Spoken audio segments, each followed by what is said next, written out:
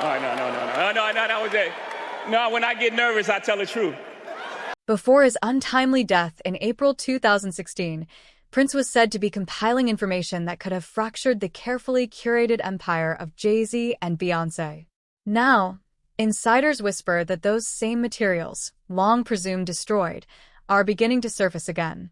Despite alleged frantic efforts to purchase and erase every trace, rumors claim the Carters believed they had wiped out every copy, every hard drive, every hidden archive.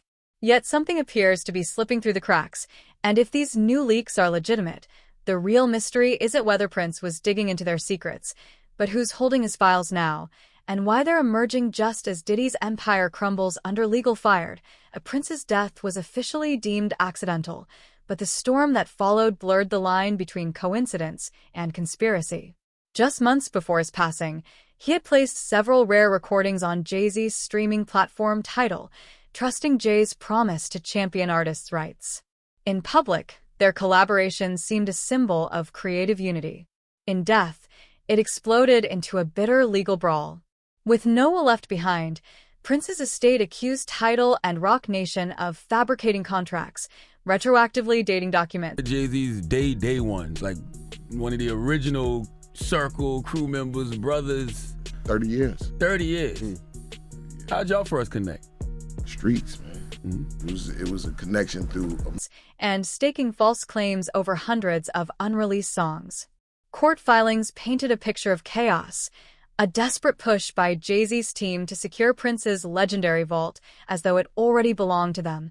By 2017, Jay-Z turned that tension into art.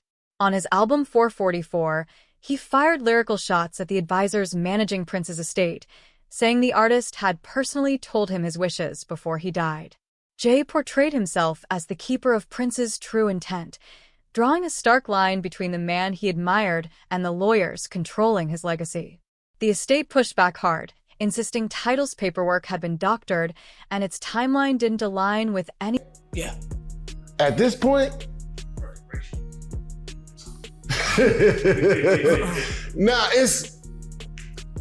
I would want, why? Legitimate agreements. To Prince's family, it looked like exploitation. To Jay-Z, it was slander. But the deeper question remained, what exactly was hidden in that vault that made billionaires wage war over it?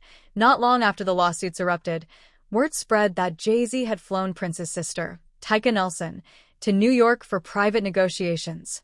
Sources claim he offered around $40 million to buy out the entire catalog, a sum that shocked industry insiders not for its size, but for how small it seemed given the magnitude of Prince's unreleased archives. Analysts speculated that the vault contained more than music, perhaps personal journals, records, or notes about executives. How do you know I'm not a gangster, or used to be a gangster? I've been in the music industry for 30 years.